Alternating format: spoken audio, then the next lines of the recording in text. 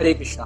पिछली वीडियो में हमने जाना था कि कौन सी और 2 कारण थे जिसकी वजह से अर्जुन युद्ध नहीं करना चाहता था। साथ ही साथ हमने जाना था कि कौन से 6 प्रकार के लोगों को मारने से पाप नहीं लगता और कौन से 2 प्रकार के मनुष्य सूर्य मंडल में प्रवेश कर सकते हैं।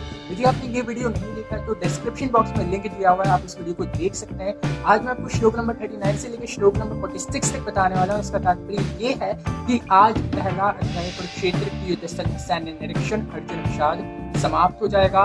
तो वीडियो को पूरा अंत देखिएगा क्योंकि 2 और कारण मैं आपको बताने वाला हूँ अर्जुन की युद्ध ना करने। चलिए बिना महाराज का श्लोक नंबर 39। अर्जुन कहता है कि कुल का विनाश होने पर सनातन कुल की परंपराएं जो होती हैं वो नष्ट हो जाती हैं और इससे शेष कुल भी जो होता है ना वो अधर्म में प्रवृत्त हो जाता है क्योंकि वयोवृद्ध लोग जो है वो ही निपट जाएंगे, मर जाएंगे।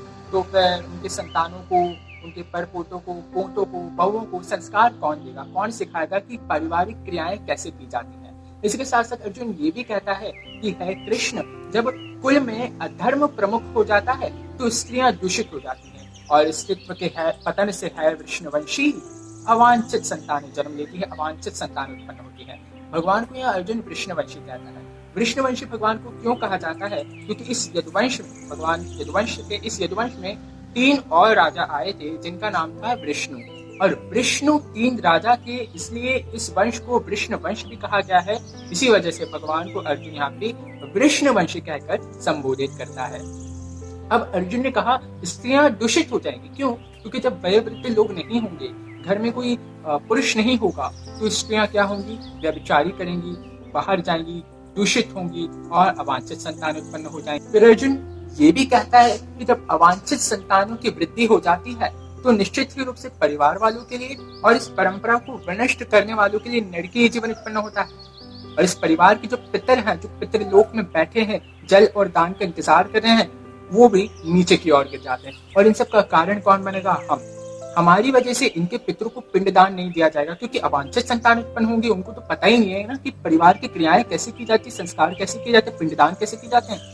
तो परिवार तो नरक में जाएगा ही जाएगा, पितृलोक भी नरक में जाएंगे ही जाएंगे और हम भी नरक में जाएंगे। भागवतम में कहा गया है कि जो पुरुष अपने कर्तव्य को त्याग कर मुक्ति के दाता भगवान मुकुंद के चरण कमलों में शरण ग्रहण करता है, उसे ऋषियों, देवताओं, मुनियों, सज्जनों, मानव समाज सेवा या परिवार की सेवा या पितरों को पिंडदान देने की आवश्यकता नहीं होती। इनके प्रति कर्तव्य से वो, कर्तव्य के ऋण से वो मुक्त हो जाता है क्योंकि भगवान की इस प्रकार सेवा करने से, पूर्णतः भगवान पे आश्रित होने से इसके सारे कर्तव्य अपने आप ही पूरे हो जाते हैं, स्वतः ही पूरे हो जाते हैं। अर्जुन ये भी कहता है कि जब कुल में अधर्म की प्रवृत्ति जब बढ़ जाती है और अवांछित संतानों को जो ये लोग जन्म देते हैं, उनके दुष्कर्म से समस्त प्रकार की पारिवारिक और सामुदायिक योजनाएं जो होती हैं विनष्ट हो जाती हैं। सब जगह वो अनहित मचा देते हैं, लोगों के लिए वो सब उचित नहीं होता।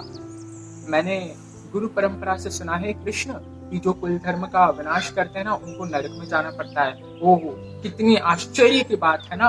हम सब ऐसे जघन्य पाप कर्म करने के लिए प्रवृत्त हो रहे हैं, उद्यत हो रहे हैं, अपने ही संबंधियों को मारकर राज्य सुख भोगना चाहते हैं। ये धृतराष्ट्र के पुत्र मुझ निहत्थे तथा इस रणभूमि में प्रतिरोध ना करने पर मुझे क्यों ना मार डालेंगे, श्रेयस्कर होगा मेरे लिए। क्यों? क्योंकि अगर ये मुझे मार देंगे तो कम से कम मैं पाप कर्म में प्रवृत्त नहीं होगा, मेरी वजह से परंपरा का विनाश तो नहीं होगा, मैं ये राज्य सुख कैसे भोगूंगा? कम से कम मेरे जीवन में दुख तो नहीं आएगा, मुझे नरक में भोगना तो नहीं पड़ेगा, यातनाएं थोड़ी भोगनी पड़ेगी।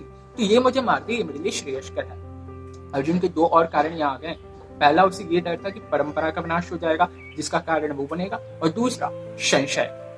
इस अध्याय के आखिरी श्लोक में संजय उवाच आता है। संजय कहता है धृतराष्ट्र से, इस प्रकार ये शब्द कहकर अर्जुन अपने बाण और तीर को एक साइड में रखता है और शोक में, चित्त में, मन में डूबा हुआ शोक से संयुक्त होकर रथ पे आसीन हो जाता है, सिर पे हाथ रखता है, विचार करता है कि मैं कैसे मार दूं अपने संबंधियों को, परिवार का विनष्ट कर दूं, परंपराओं का विनष्ट कर दूं। नहीं हो पाएगा मुझसे। ये दूसरा कारण, यानी 5वां कारण, सबसे आखिरी कारण, संशय, डाउट, कंफ्यूजन। समझ में नहीं आ रहा तो वो क्या करे। तो इस अध्याय को आपको समझना बहुत जरूरी है। जिसने शुरू से ये अध्याय नहीं सुना है, वो पहली वीडियो से अब तक की वीडियो को पूरा अच्छे से देखें। सारे लिंक्स में डिस्क्रिप्शन बॉक्स में दे दूंगा, तभी आपको समझ में आएगा कि भगवान ने गीता का ज्ञान अर्जुन को आखिर दिया क्यों।